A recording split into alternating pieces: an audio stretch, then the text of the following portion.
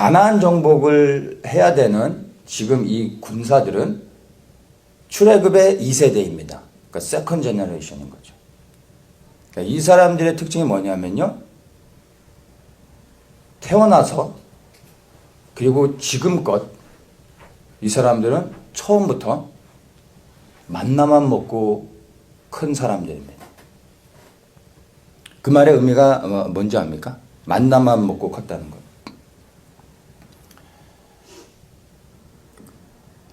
태어나서부터 지금까지 평생 만나만 먹고 컸던 이 출애굽의 2세들에게 양식을 준비하라라고 하는 말은 곧 이제 이 양식은 이 만나는 끊길 거다라는 것을 의미하는 겁니다.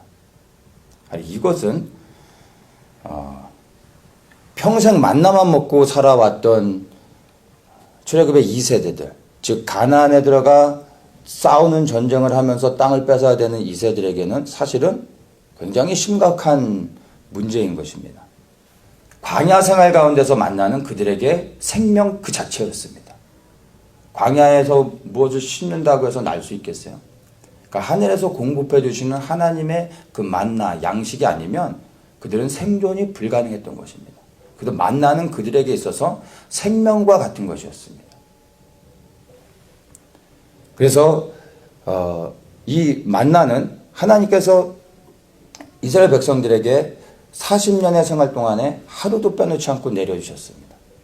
이 만나는 그들에게 생명과 같은 것이면서 또한 매일 내려주는 만나를 통해 이들은 하나님의 신실하심을, 하나님의 선하심과 하나님의 그 성품을 알 수 있는 그러한 기회가 됐던 것입니다.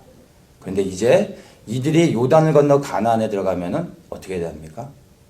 광야가 아니에요. 그 가나안 땅은 무서운 이방 족속들, 평생 싸움만 하며 살았던, 그리고 거인들, 견고한 성을 갖고 있는 그러한 자들과 들어가서 싸워야 되는 것입니다.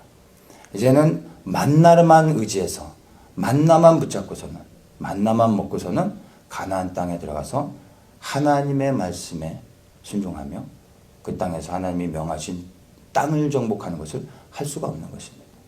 그래서 만나는 광야까지만입니다. 요단을 건너는 순간 이제 만나로는 부족합니다. 무엇을 붙잡아야 됩니까? 만나가 아니라 그 만나를 공급해 주셨던 하나님을 이제 신뢰함으로 들어가야 된다라는 것입니다. 이들이 어떻게 하나님을 신뢰할 수 있습니까? 말씀드린 것처럼 광야 40년 생활 동안 단 하루도 이스라엘 백성들의 어떠함과 상관없이 하나님께서 신실하게 하루도 빼먹지 않고 그들에게 충분한 만나를 날마다 내려주셨던 그 하나님을 그들은 날마다 경험했던 것입니다. 우리 각자의 삶 속에서 하나님께서 공급해 주시는 만나가 다 있을 겁니다. 하나님께서 우리의 삶의 필요를 공급해 주시는 그 만나를 우리 삶 속에 반드시 경험해야 됩니다. 그 만나를 통해 우리는 하나님을 알아가는 겁니다. 그래서 그 만나가 필요합니다. 하나님께서 우리의 삶에 필요한 만나들을 공급해 주실 때 하나님께 감사하십시오. 정말 하나님께 감사하십시오. 그런데 만나에 만족하지는 마십시오. 그 만나가 끝이 아니라는 것입니다. 왜냐하면 지금 우리가 보는 것처럼 만나는요, 때가 되면 언젠가는 그치게 됩니다. 만나는 결코 영원하게 주어지는 게 아닙니다. 기간이 있어요. 유효기간이 있는 것입니다. 언젠가 만나는 반드시 그치게 됩니다. 내 삶 속에 필요한 만나를 오늘 주셨을 때 감사하십시오.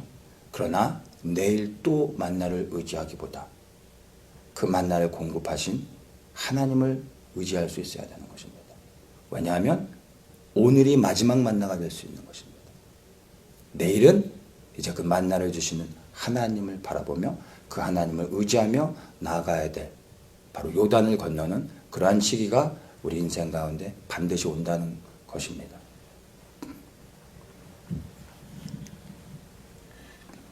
만나의 목적은 광야에 머물게 하는 것이 아니라 그 광야에서 경험한 만나를 통해 이제 담대히 하나님을 신뢰함으로 요단을 건너 가나안에 들어가게 하기 위한 것입니다. 광야를 통과하는 과정 가운데 만나를 허락하신 것이지 그 만나로 만족해서 광야 가운데 주저앉으라고 주신 것이 아니라는 것입니다. 감사해야 되지만 여러분 만나를 가지고 주저앉으면 안 됩니다. 요단을 바라봐야 되고 그 너머 이제 하나님을 신뢰함으로 강을 건너 가나안에 들어가야 하는 것입니다.